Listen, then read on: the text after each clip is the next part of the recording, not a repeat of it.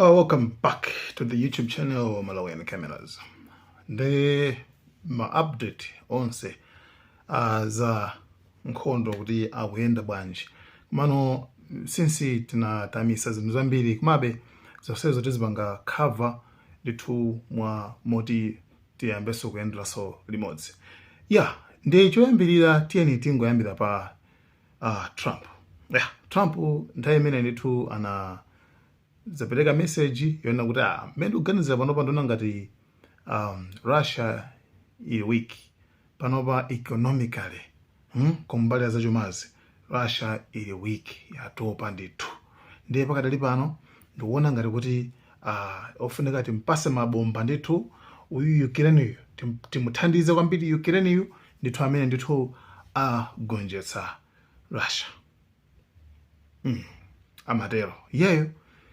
Yeah, they have a shot at it because Russia. What prompted you to change your thoughts on Well, that? because I've been watching the way what Russia's been doing.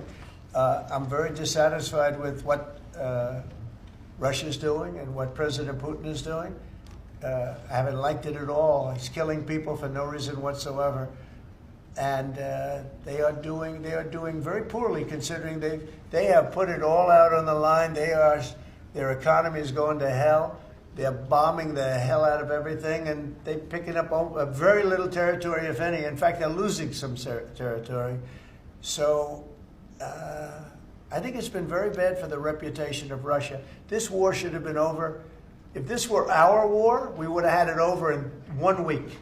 Ndi atangotero zinapeza kuona kuti iyayi president wa Ukraine ndithu anali osangala kwambiri. Kusangala kuti papa ndikuti Trump uyu ndi game changer amene makuti thinking kuti yeyo ndithu awina. Pano pa Trump akuoneka zoti ali closer ali pafupi ndithu pano ndoti zili bwino kwambiri ndithu akuyena kuyika chikhulupiriro mwa Ukraine ndi kunali kusangala choncho ndithu. This post of Trump is a big shift. What do you expect from NATO in the next 2 years? What about economic penalties? Trump is a game changer by himself if he will be sure in Ukraine, and I think that he is more close now to this situation, and that's why and between us only Trump can. For today, we know some not too much players in the world who can be game changers, but he's the most closer to this. Chabwino.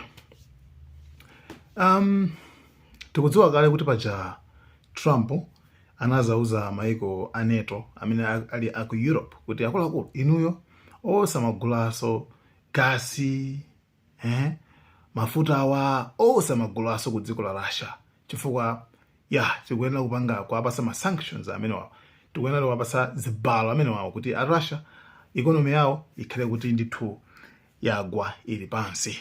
Ndiye zitatero ndithu anavomera anthu aja mene zimakhalikirira. Komano Trump after 2 weeks upanga find out kuona kuti anthu aja sanasiyebe kugula mafuta komanso ndi energy kuchoka ku dziko la Russia, kuphatikizaponso India ndi China mkatimo adakagulaso zinthuzo. Ndi masamu ake a Trump masamu ake anali otani yeyo pamene amati economy ya Russia yalakwika. Sentence imene amayankhula yapanga reverse.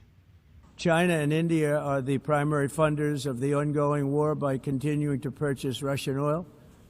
But inexcusably, even NATO countries have not cut off much Russian energy and Russian energy products, which, as you know, I found out about 2 weeks ago, and I wasn't happy. Think of it. They're funding the war against themselves. Who the hell ever heard of that one? Chabwino. Iyo ndi nkhani ina. Komabe mu nkhani zina nkhondo ndithu ikupitirirabe ndithu. Ukraine ndithu idakasoedwa ndithu. Komanso Ukraine yonso ndithu pamalipoti ena pakati papa. Pa nthawi imene ndali busy ndi kuchotsa chakwera. time ndithu mu one day mu tsiku limodzi asilikali a Russia ndithu anapeza kuti kudera lina lake anaphedwa, anapangidwa ataki.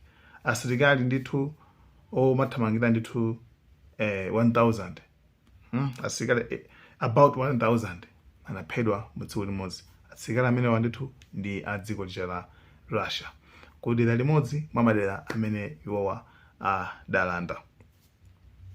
So yeah, koma nkhondo pakati pano ndithu ikupitirirabe. Russia ikupitirizabe ndithu kusinja Ukraine and choncho Ukraine so ikhangatira bwezako choncho.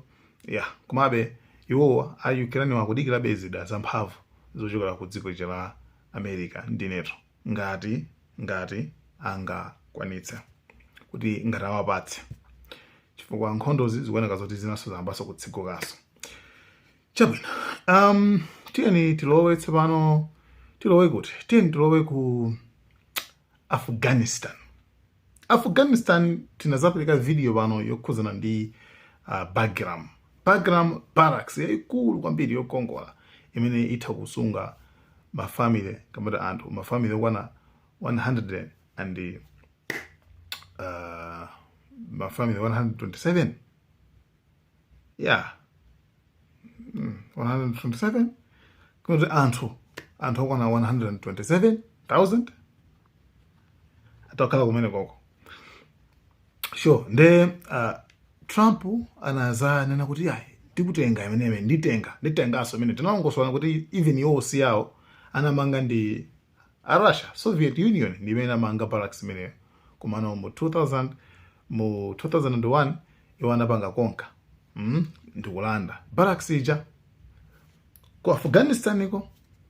Nde kenako afterwards ayi ndithu anakhalamo mpaka na 2021 imene Mataliban amene amapitira kuti akawaphwanyewo Mataliban aja atalandaso atatenga over boma iwowo amatenga kuti Mataliban ndizigawenga tiye ndikathana nazone ngokuti Mataliban aja nkulanda boma ndikuwathamangisa. Ajina USA anathawa ndithu kumene koko ndithu osasazika anjoka cha uyo then kenako barracks ija akuti iwowa akufuna akatengeswa kuipanga claim kuti ndi yathu.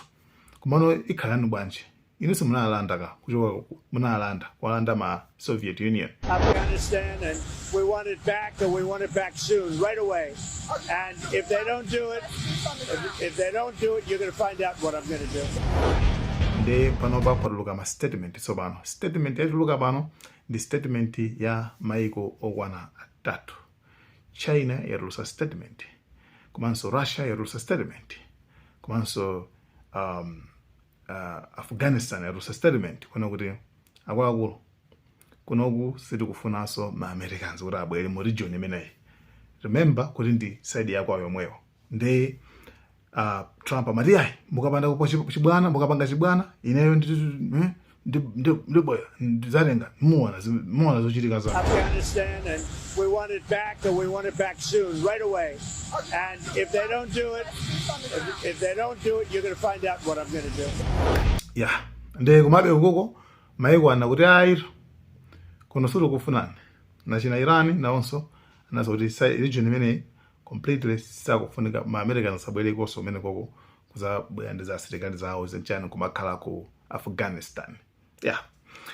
Yeah, nde nkhani ndimeneyo tikachoka kumeneko tiyeni tipite ku nkhani ya kuja ku UN kumene ndithu dzulo Netanyahu pamene amati ndayankhula kwa anthu ayi ndithu anthu mmene momo adatulukamo anati ayi wase iweyo ndi munthu woti wani so ndiwosamva kwambiri umavazewe weka.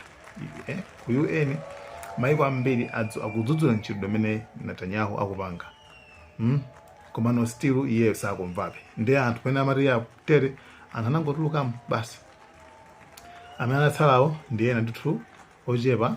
Komanso the most shocking komanso chodabwisa china komanso suri chodabwisa kwambiri nchona kuti mene mwanthu amene anatsalawo munatsala mmodzi ngati Al-Jawlani ndi president uja wa ku Syria uja, right? President wa ku Syria uja gulu amene anali chigawenga cha ISIS uja. Ndefe tinalongosana kaye kuti pankulu amene mabwana ake ndachina Netanyahu omwewo Jawlani uja mabwana ake ndachina Netanyahu omwewo. maiko ambiri asogola maiko ambiri oti si maarabu saluya koma anthu chabe maiko azungu ananyasidwa kunyasidwa ndi uyuyu mandana uyu Netanyahu uyu kuti sakumva kumuzira siya sezimana kupanga sakumva plus akwena kuti amangidweso andi warrant of arrest akwena kuti amangidwe pa zimene akupanga koma America ikumpanga protect ikuntereza koma still zinapeza kuona kuti anthu osatuluka ena mwa anthu amene asala kwatsala president wa ku Syria amene yonso dziko lakenso likubombedwaso ndi Israel yomweyo Israel kubomba dziko lakero paja nalonso lili mu list loti atengeso likhale mu Greater Israel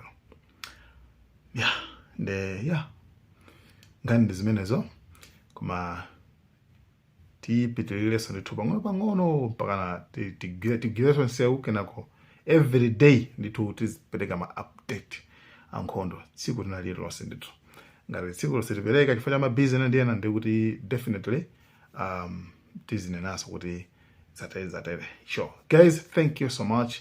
Malawi and Cameras.